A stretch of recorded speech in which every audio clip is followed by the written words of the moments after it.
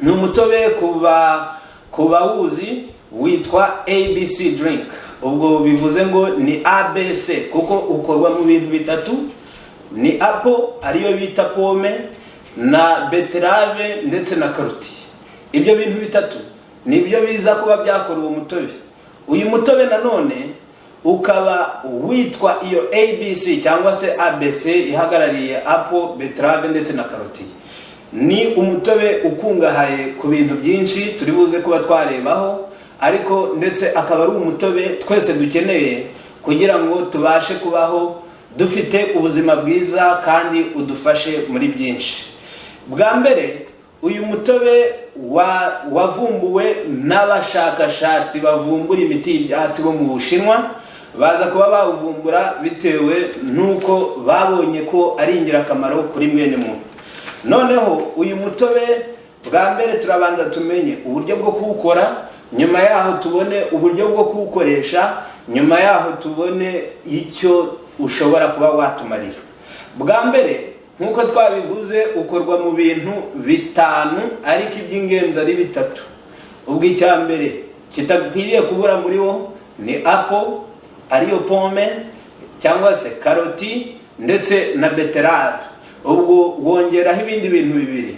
Ushobora gushiraho ikirahure cy'amazi meza cyangwa se ugashiraho igice cyacyo ndetse n'akayiko gatoya k'ubuki. Ubwo iyo udafite ubuki ushobora gukamuriramo indimu.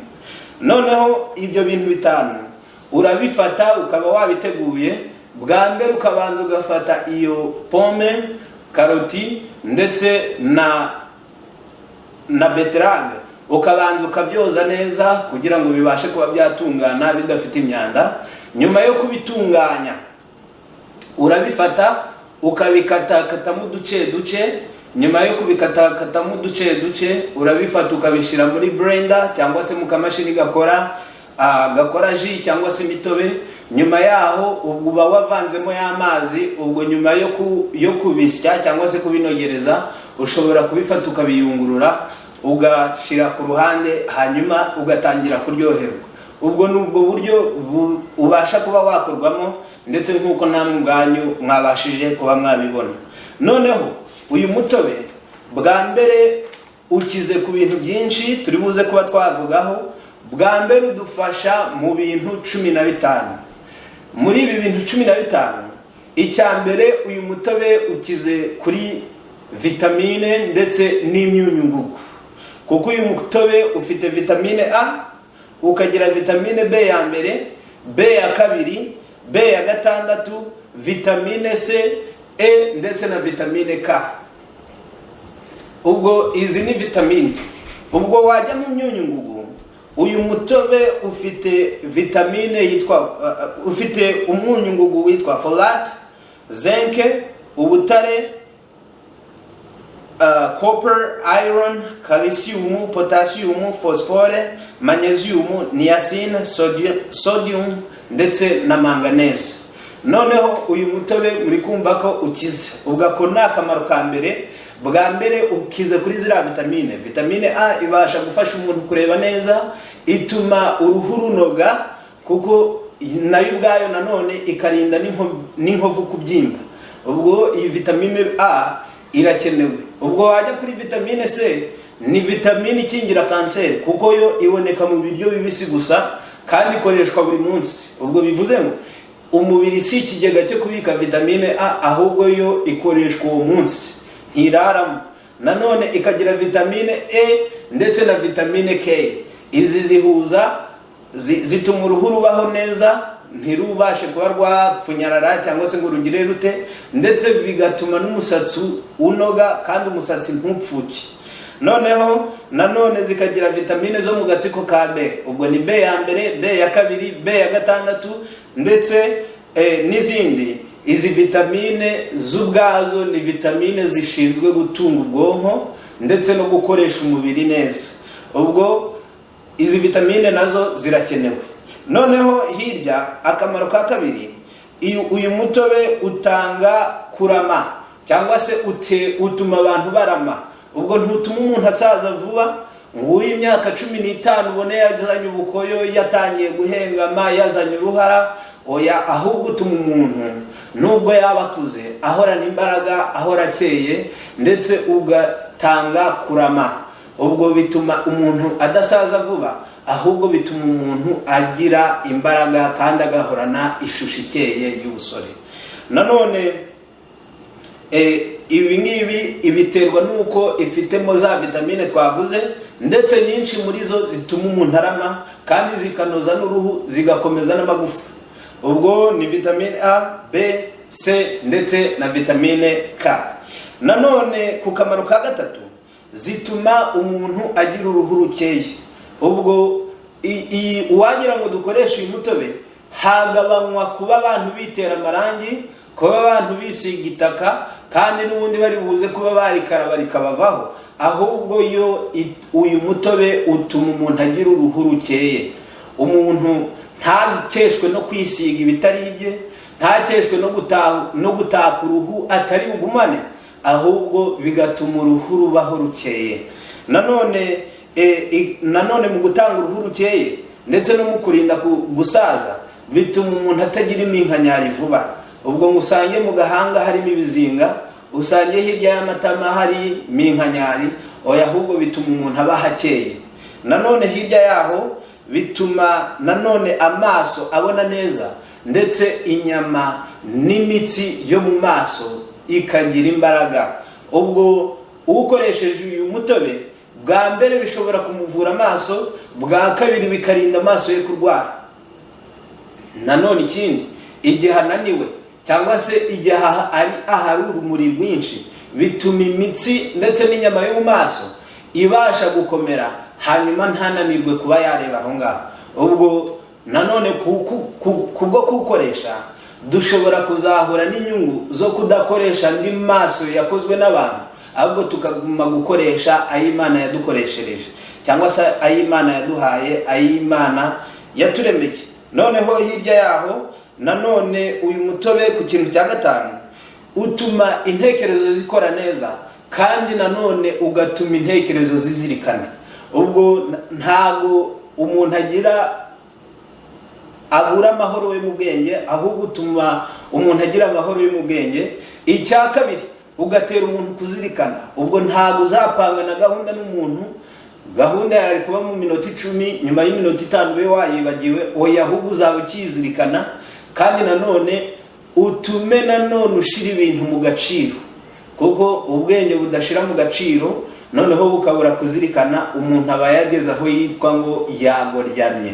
Ubwenge ntago buba buri gukora nk'uko bwakagombaga gukora, kuko akamaro k'ubwenge ni ukuzirikana, gushira mu gaciro. Ako niko kamaro kabo. Noneho hirya yaho nanone ikintu cya gatandatu, uyu mutobe wongera intege zo mu ngingo zo mu nda. Ubwo utuma ingingo zo mu nda zigira intege. Ubwo ni ibihaha, ni umutima, ni igifu, ni umwijima, n'amara ndetse n'impyiko n'izindi. Ubwo utuma ibyo kurya binogerezwa, ingingo zinogereza neza. Ubwo ibyo kurya umuntu amize bikanyura mu gifu, umwijima ukamenya ukuri bwohereza indurwe yawo, nyuma bikamenya uko biri bunyure mu mara, amara akamenya uko ari bugaburira ingingo, nyuma yo kugabura ukamenya uko umuntu ari busohore ibyo byasigaye, ari byo byiswe umwanda. Noneho uyu mutobe utuma ingingo zose zimenya gukora neza, ndetse mu mwanya zagenewe. Noneho hirya yaho ni umuti urwanya indwara nyinshi, ariko cyane cyane indwara 3. Ubwo icya mbere ni umuti w'ibicurane, ukaba umuti w'amahwima, ndetse ukaba n'umuti wo kugira amaraso akennye. Ubwo bwa mbere bizatuma umuntu atarwara ibicurane, kuko nanone muri uyu mutobe utuma umuntu abasha kongererwa abasirikare b'umubiri bazabasha kuba bahangana n'indwara, cyane cyane n'iz'ibicurane, kuko nazo ari indwara iza yataka umubiri. Ubwo umubiri uzaba ufite ubudahangarwa bwo kuba waterwa n'izi ndwara. Nanone icya kabiri ni amaraso akennye. Amaraso akennye ni indwara abantu benshi bafite, kuko nayo itaza yonyine. Ishobora gutuma umuntu yikubita hasi igitunguro, ishobora gutuma umuntu ananirwa kureba ahubwo akareba ibikezi, nanone igatuma umuntu ashobora no kubaho abyimbagiranye bitewe no kubura amaraso. Ubwo rero uyu mutobe uzakurinda izo ndwara, uzarinda indwara nyinshi, ariko ndetse n'izo eshatu. Ubwo ni ibicurane, amaraso akennye, ndetse ni n'amahwima cyangwa se ariwo asima. Nanone hirya ingingo akamaro ka 8, yo ubu mutobe ubwawo uburizamo kuremwa kutugirangingo twa kanseri. Reka tubabwire ko ishyano isi yacu ifite, ariko abayituye batazi, nuko utu tugingo twa kanseri tw'ubwatwo turemwa mu mubiri buri munsi. Ubwo iyo tumaze kugwira nibwo umubiri usandara, ubwo kanseri igatangira kwigaragaza. Ariko reka tuzirikane ko uyu mutobe uburizamo kurema kutwo tugingo, ndetse nanone ukaduhanagura. Noneho hirya yaho nanone akamaro ka 9, ni uyu mutobe ufasha abantu kugabanya ibiro. Ubwo umuntu ukoresheje ntakomeza kuba abyibushye wa mubyibuho w'ikirenga, ahubwo uyu muntu azagabanuka ibiro, agire ibiro bihwanye koko nuko akwiriye kuba ngana. Noneho nanone icya 10, uyu mutobe ukura uburozi mu mubiri, ubwo usukura umubiri. Reka tubibabwire ko umubiri ushobora gusanga hari abantu bafite imyanda mu mara, hari abantu bafite indurwe nyinshi mu gifu, hari abantu bafite impyiko zisa nk'izazibye, hari ibintu byinshi mu mubiri wabo, birashoboka ko zaba n'inzoka ndetse n'ibiki. Uyu mutobe usukura umubiri, ubwo ugakura imyanda mu mubiri, ugakura uburozi mu mubiri. Birashoboka ko hari imyanda mu byo turya, mu byo duhumeka, ndetse no mu bindi. Ubwo rero uyu mutobe ni mwiza kuko uzakora isuku y'umubiri wose. Ubwo noneho hirya yaho nanone ni umuti w'agahanzi. Ako ni akamaro ka 11. Uyu mutobe uvura indwara yitwa agahanzi. Iyi ndwara reka tubibabwire ko ni indwara ikomeye cyane, bitewe n'uko ishobora no gutuma umuntu atagira igikundiro. Ukaba waganiraho kugira abantu bakumve, ahubwo bakakwinuba. Ukaba wareba umuntu wamwegeraho kugira ngo nawe akwegere, cyangwa se ugire icyo umubwira, ahubwo akaba yaguhunga. Uyu bitewe n'iyi ndwara y'agahanzi ituma umuntu anuka mu kanwa, cyangwa se ahumeka umwuka unuka. Bishobora kuba byatuma umuntu koko agabanira cyangwa se abura igikundiro, cyangwa se akaba yahungwa, ahabwa akato. Uyu mutobe ni umuti w'iyo ndwara. Noneho nanone hirya yaho ako kamaro ka 12, yica uburozi cyangwa se ndetse n'imyanda yo mu muhogo. Ubwo cyane cyane ku bana, ku babyeyi, ndetse no ku bandi bantu bari bo bose bakunze kugira imyanda yo mu muhogo, bizajya biba byiza gukoresha uyu mutobe, kuko uzajya uri kubasukurira mu mihogo. Noneho uragenda ugafata ya myanda yazibiye mu muhogo, ugafata bwa burozi buri mu muhogo, yarangiza ikabukuramo. Noneho ikindi nanone ni umuti w'ububabare mu gihe abantu bageze muri gahunda y'ababyeyi cyangwa se y'abadamu.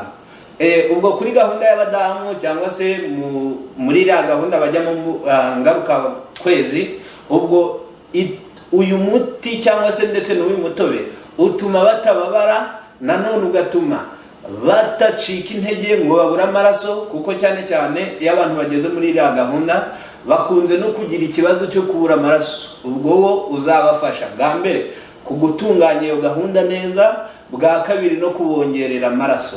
Noneho nanone icya 13, uyu icya 13 nanone ni umuti w'ububabare bw'ingingo. Hari abantu babaho bababara, ukababara mu gituza, ukababara mu mugongo, ukababara mu nda, ukababara hehe. Uzajya ukoresha uyu muti cyane cyane nk'abantu bakora ndetse n'akazi kananiza, aho umuntu ajya ku kazi gusa ukamera nkaho wari uri kwiyica kuko uvayo wazahaye. Nukoresha uyu mutobe uzagenda ugufashe wongere uvugurura ingingo, uburibwe bushire. Ubwo bivuze ngo ushobora no kuwukoresha mu gihe ushaka kwiyunga aho udashobora gukora. Nanone icya 15 ari nacyo giheruka, ni umuti w'indwara y'ikizungera.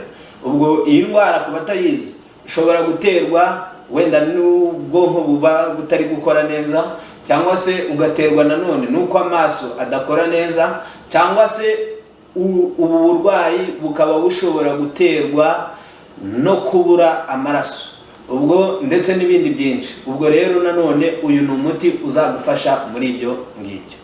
Bene data ndetse na bashiki bacu, twihuta ngo tugere aho dusoreza, mwese hamwe tubifurije imigisha y'Imana, kugira ngo Imana ibane namwe, ndetse Imana ibahereze ubutaraga kuko ari ibutanga, ndetse nanone igiheruka twese hamwe tuzagire amahirwe yo kuzahurira